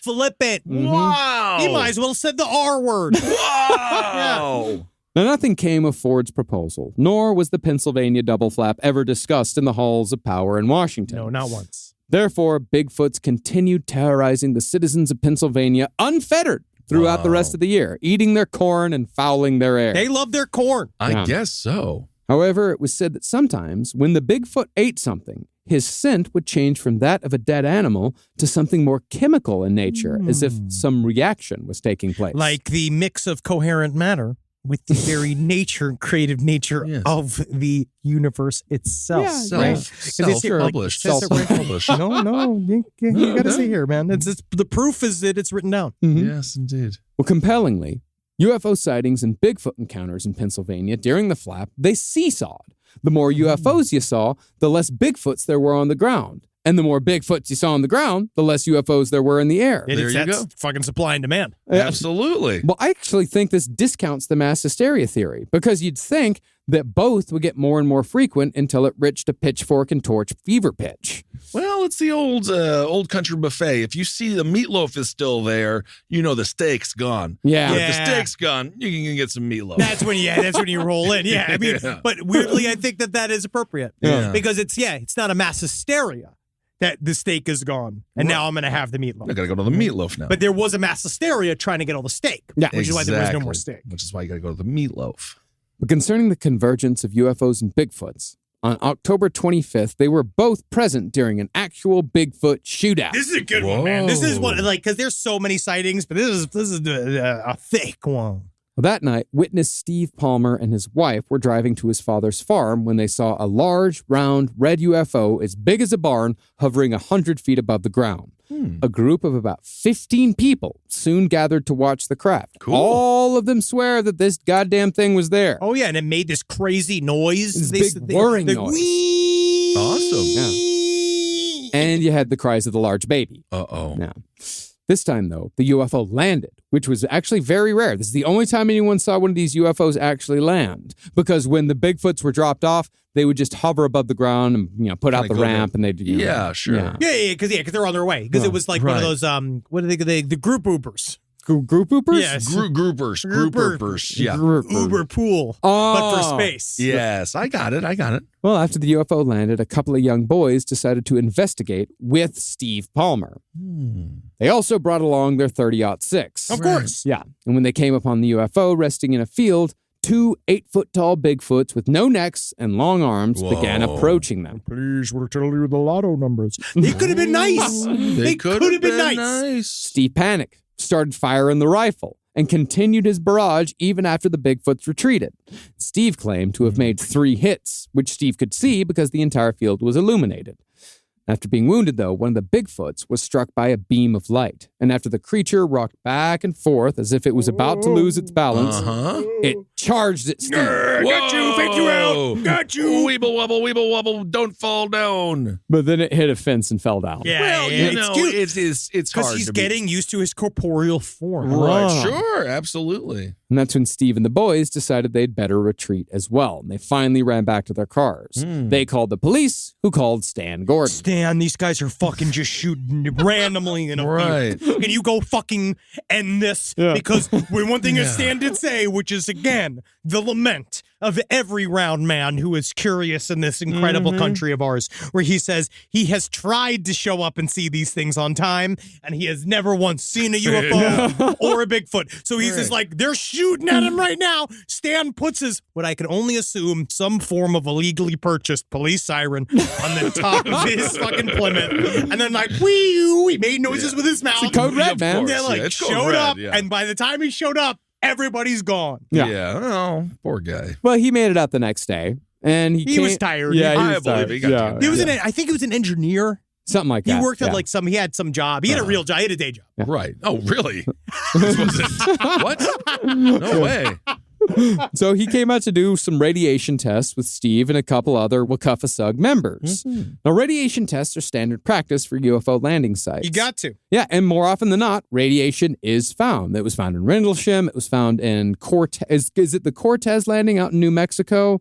The Cortez UFO incident where that patrolman saw a UFO land and saw some of the aliens running around. The ground was all burnt. Fallow, yeah, I don't know if it was Cortez, but a lot of radiation was found there. But there was no radiation here, nor could they find fur, footprints, or blood from the Bigfoots. But there were shell casings from the shots that Steve Palmer fired. So he definitely shot at something. Yes, I do believe he shot his gun. He was certainly in a field firing a 30-06. Well, not sober. But here's when things get really weird. Okay. Prepare yourself. I am fully prepared. While Stan and his colleagues were taking their readings, Steve Palmer started acting odd. He began moving in a herky-jerky manner. He's doing a Bigfoot shuffle. Yeah. But he kept insisting that he was fine. I'm fine. No. Quit looking at me. Do your Quit do your reading. Sugar water. More sugar water. He thinks you're cool. Is he an alien? No. Oh. He started running around in a frenzy, making loud, inhuman noises while he swung his arms. Can you hear the effort? It's difficult. Yeah, he was just traumatized. Yeah. People react to trauma in different ways. I guess so. Finally, Steve passed out. And this may not be trauma because the smell of sulfur hung in the air. I think he should have spit. Yeah, it's possible. Eggs are a very common food. Well, shit smells like shit. He would have just farted a bunch.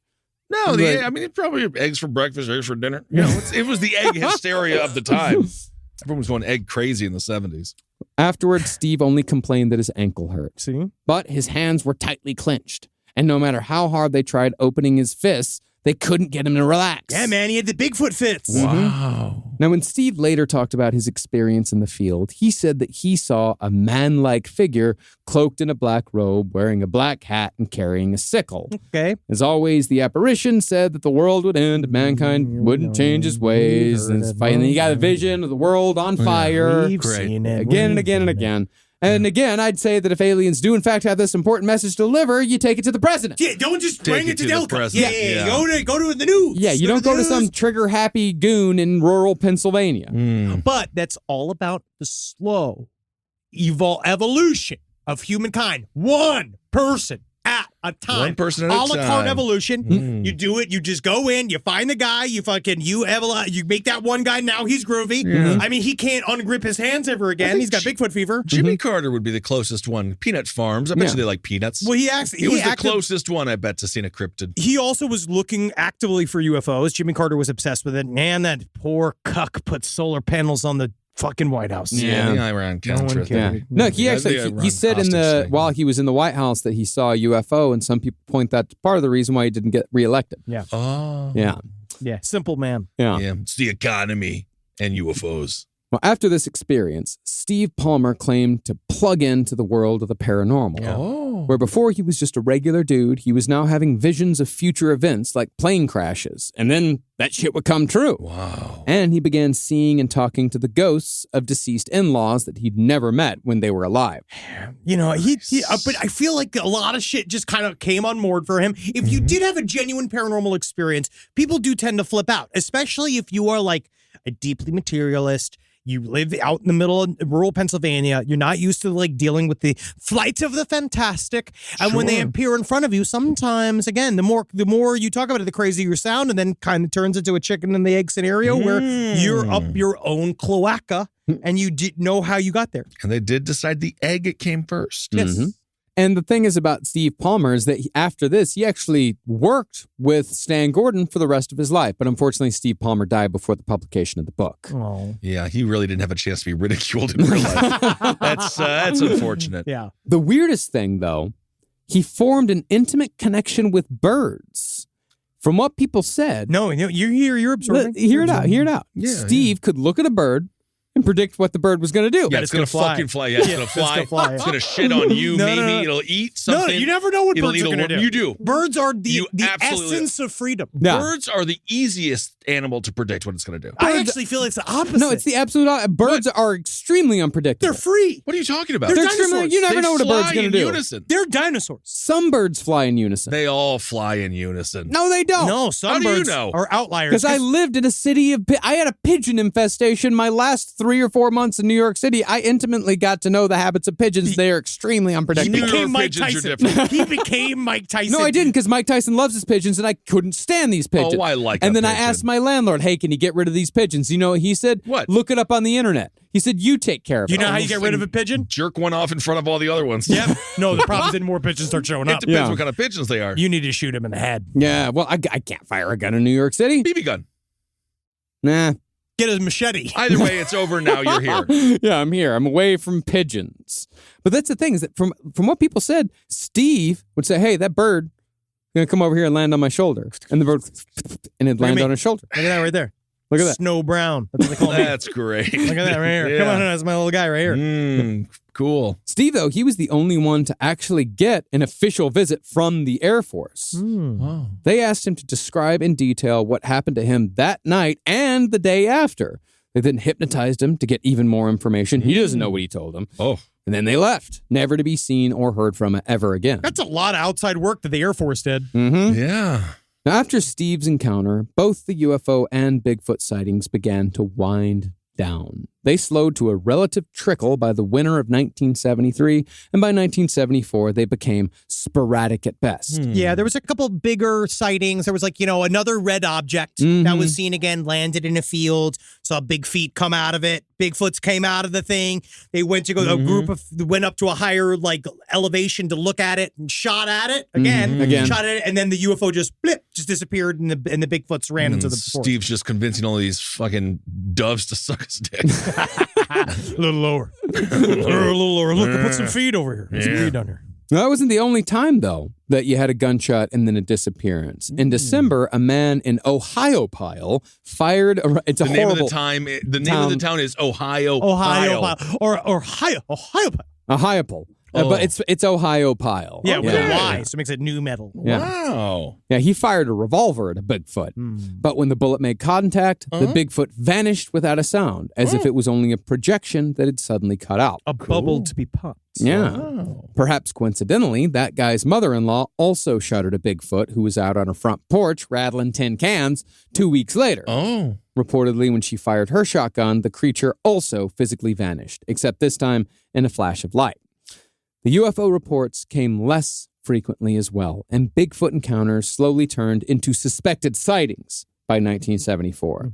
By 1975, the flap was at an end. Sad. Wow. But that doesn't mean that the Bigfoot left Pennsylvania. It did not. That Bigfoot, it had bought property. Just last year, a mayor of a small town, who's also a chiropractor, he relayed a tale from 1984 to a gathering of the Pennsylvania Bigfoot Project at a restaurant in Warminster. Did he bring up fractals?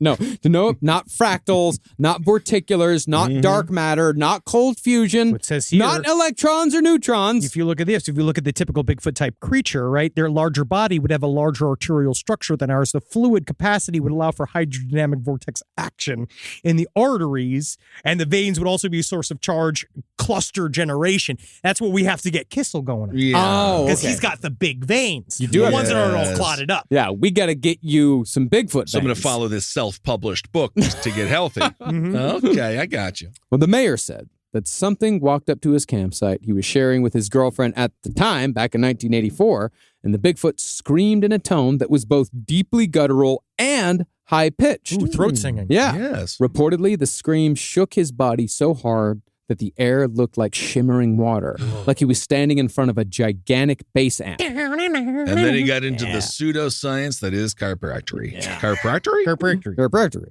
Now, the mayor wasn't the only one to see a Bigfoot in the 80s back in Pennsylvania. A man named Rob Vyers told a news channel that he and his family saw a Bigfoot when he was 9 years old. Faced with skepticism, Rob Vyers said, quote, I'm not crazy. I served in the military. I worked in law enforcement. So it's not that I'm crazy, but I know what I saw. All right. No way a military man who's a cop would be unreliable. He knows what he saw. I believe he does know what he thinks he saw. And the more that you say it, the more that is true of you. Yeah. Because you know what you saw. And if you find yourself in a position screaming, I know what I saw, you know what you saw. Yeah. And it's everybody else that doesn't. Yeah. And that's why you're yelling at me. Fantastic. And of course, there was the man we heard from earlier that was quite a recent sighting.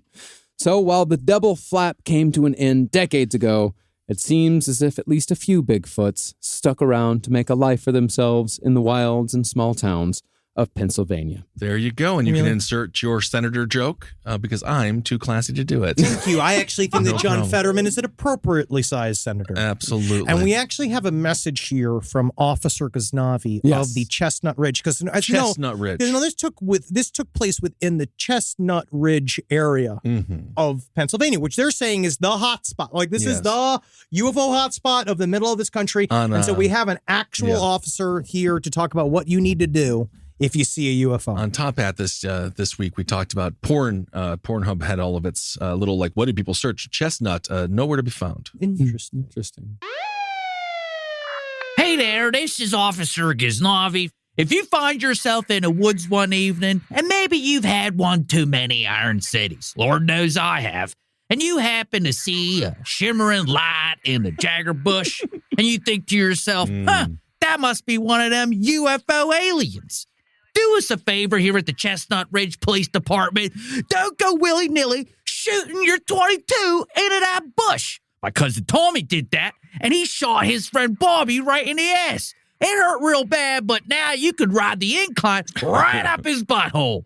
He's lucky he didn't end up in that Hall of Fame in the sky with Myron Cope. So here's a tip.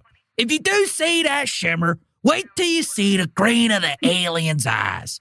Then feel free to unload all the lead you want.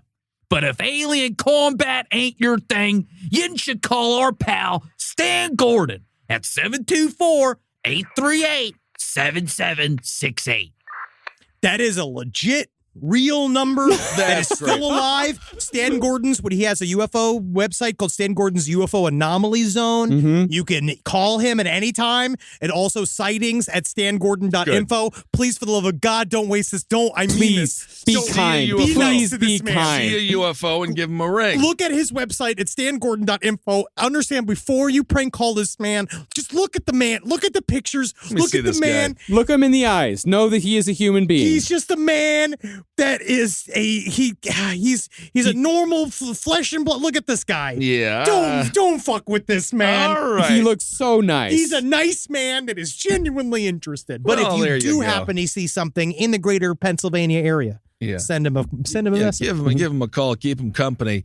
All right, everyone. Well, thank you so much for listening to this fascinating true story. This is as real as it gets, Doc. It is as real as it gets. Do we have any information that we want to relay to the fantastic listeners out there? First of all, so if you want to harness dark matter, a part of what you have to do is be big enough to stomp hard enough that you create the corporeal blast that you need to dig up. Does that make sense? Yeah, no. I'm going to send you the book. Okay. You should all read the book. Send it to me. Yes. But actually, I do have some news. We did make a premature announcement about the postponement of the Australian dates. They are going to be postponed to August. They are there, but there's a couple of venues that we're still waiting to find out if we're going to get the new date that we need. And so you're going to get information from the venue. It is my fault. Fantastic. I shouldn't have said it. That's fine. Great. No, now we're back at it. We all stood by you there. We're competing with Toto, who is also That's on legit, tour. though, there. So I know. That's why I said it. Also, make sure you check out the Mystic Museum. Has a holiday food and toy drive. It is here in Los Angeles. It's through December 31st. It really is great, and we've worked with them before. And if there's any clothes that you don't need, you want to put in, or any canned food, non-perishable items, they would love it. Check it out. It's at the Mystic Museum. That's at 3204 West Magnolia Boulevard, Burbank, California. Also, one little announcement. I am looking for, if anybody's around that does Japanese translation, I am looking for a quick job. Okay. Right, for somebody who can really well translate Japanese. So email sidestorieslpotl@gmail.com if that's you. Tough gig indeed. All right, everyone. Marcus? And don't forget, as of this week, all 3 parts of the Patti Smith series on No Dogs in Space are officially out. So if you've been waiting for the entire series to be done before you listen to the thing beginning to end, you can now do so. Get No Dogs in Space wherever you listen to your podcast. Awesome. Also, the serious shows. Check those out Monday and Tuesdays at 6 p.m. PST. All right, everyone. Hail yourselves. Hail Satan. Hail Geen. Magustalations, everybody. Not so silent. Invasion.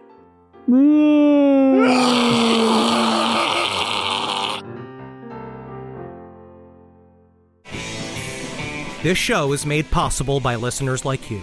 Thanks to our ad sponsors, you can support our shows by supporting them. For more shows like the one you just listened to, go to lastpodcastnetwork.com.